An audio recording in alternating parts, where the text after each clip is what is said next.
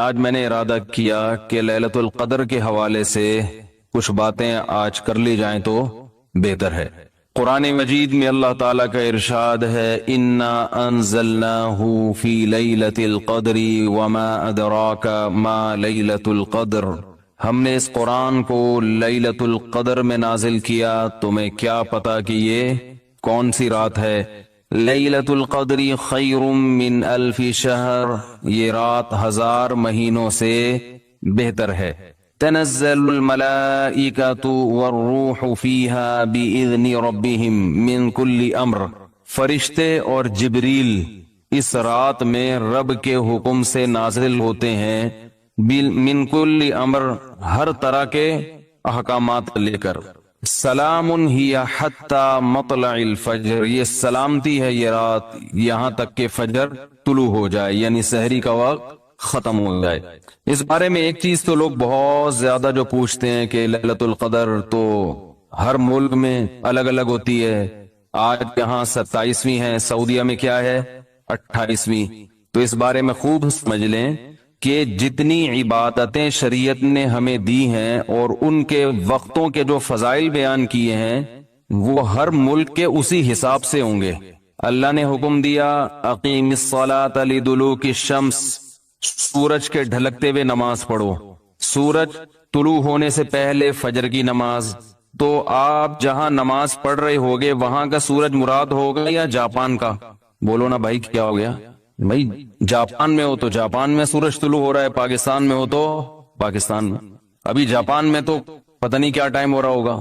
تو جیسے نمازوں کے اوقات ہر ملک کے اپنے حساب سے ہوتے ہیں، سعودی عرب میں فجر کا ٹائم جب داخل ہوتا ہے تو ہمارے ہاں فجر گزر چکی ہوتی ہے، مغرب اشراق کا وقت بھی ختم ہو چکا ہوتا ہے۔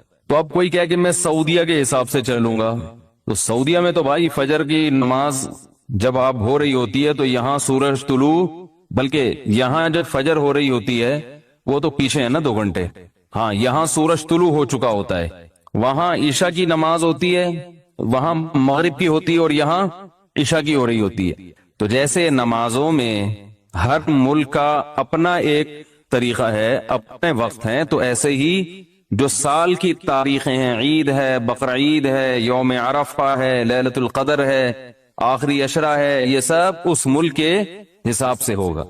جیسے جیسے جس ملک میں عشاء کا وقت داخل ہوا تو اللہ نے جو خاص پیکج رکھا ہوا ہے اپنے بندوں کے لیے، وہ پیکج اس ملک کے لیے اسٹارٹ ہو گیا، ہر نیکی کا ثواب 1000 گنا بڑھا دیا گیا۔ تو لیلۃ القدر رمضان کے آخری عشرے میں، اور رمضان کے آخری عشرے میں طلاق راتوں میں امکان زیادہ، اور 27ویں میں اور بھی زیادہ۔ سمجھ رہے بات کو؟ اور آج کون سی رات ہے؟ 27ویں رات ہے۔ تو اس بات کا بہت امکان ہے کہ آج کون سی رات ہو؟ لیلۃ القدر۔ اس رات میں جس ملک میں یہ رات ہوگی وہاں فرشتوں کا نزول ہوگا، اور خاص طور پر جبریل علیہ السلام کا نزول۔ جیسے پیغمبروں میں سب سے افضل پیغمبر محمد صلی اللہ علیہ وسلم ہیں، تو فرشتوں میں سب سے افضل فرشتے کون سے ہیں؟ جبریل، جن کو اللہ نے روح الامین قرار دیا، مقدس روح۔ روح کیوں کہا؟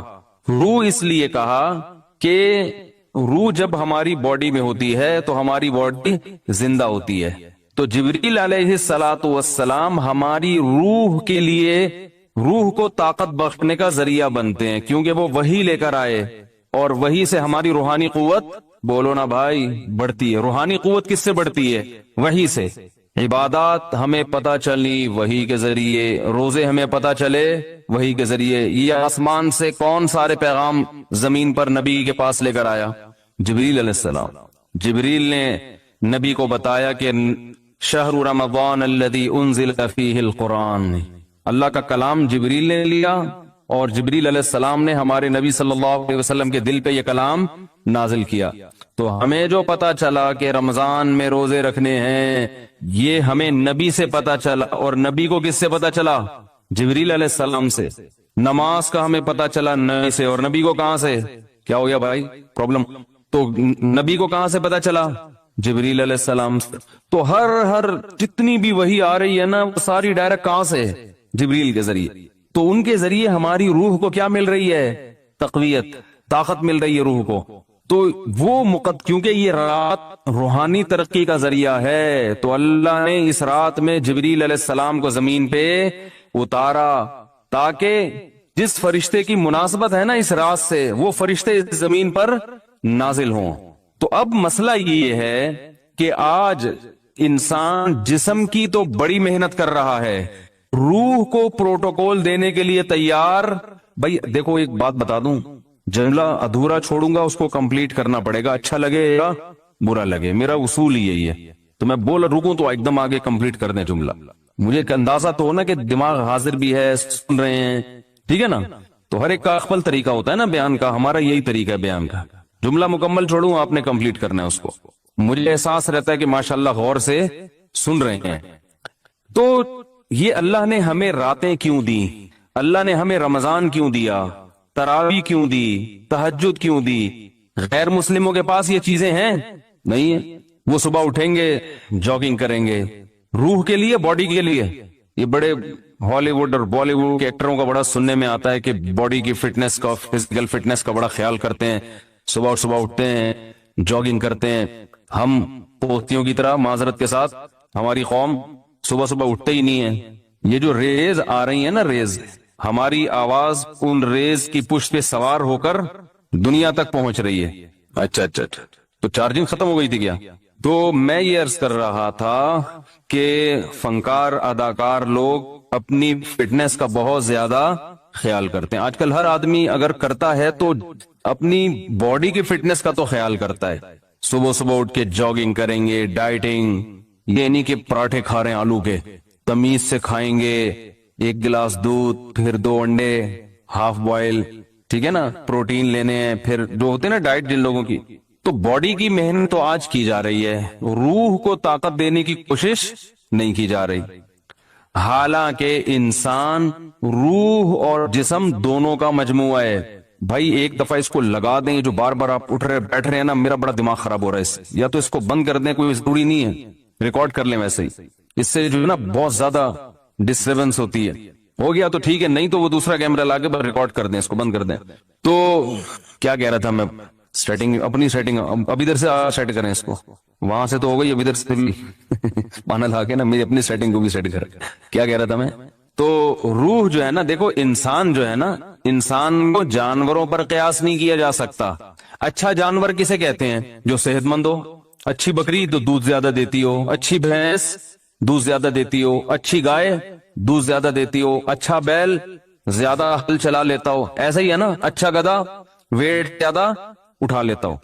تو اچھا انسان جو ویٹ زیادہ اٹھا لیتا ہو، تو اس میں اور گدھے میں کوئی فرق ہوا؟ پھر بھائی آج اچھا انسان اسے کتنے ہوئے، اتنا ویٹ اٹھایا وہ، تو اٹھا سکتے ہو؟ کہہ رہا نہیں بھائی ہم تو نہیں اٹھا سکتے.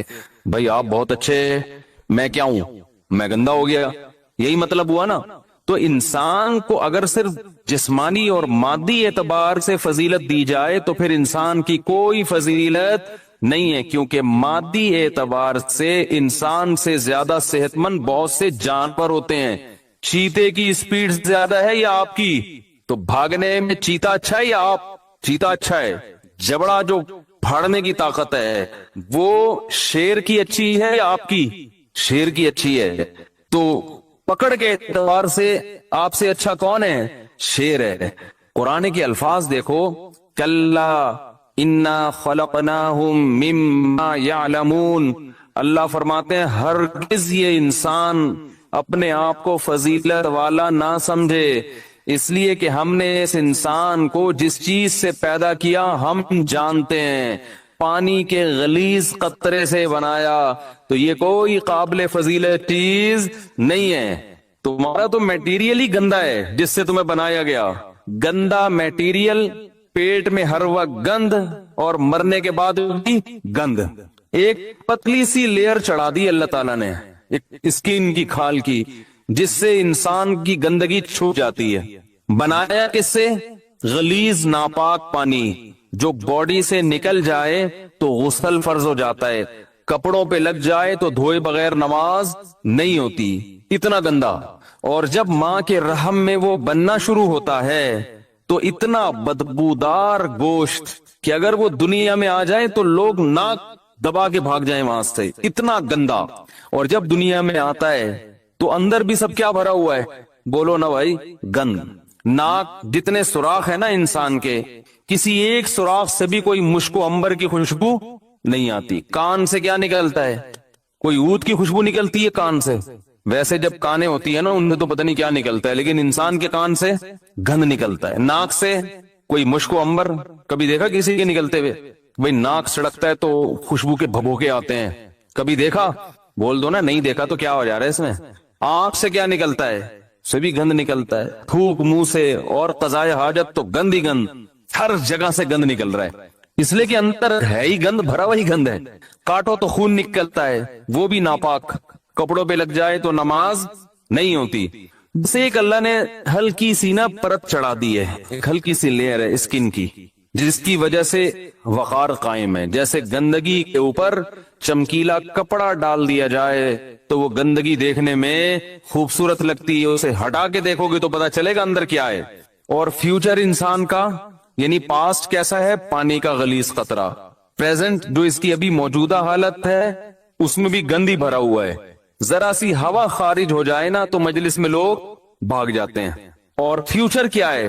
جیسے ہی سانس بند ہوگی فوراً لاش سڑنا اور گلنا شروع. یہ چودھری صاحب ہیں، یہ وڈیرے صاحب ہیں، یہ چیف ہیں، یہ جناب پرنسپل صاحب ہیں، یہ ہیڈ ماسٹر ہیں، جو بھی ہو بھائی آپ، جیسے ہی روح نکلی گند ڈھیر میت جو ہے نا ایک دم سڑنا شروع ہو جاتی. آنکھیں ابلنا شروع ہو جائیں گی، ہاتھ خود بخود کرنا شروع. اتنی بدبو لاش کبھی دیکھی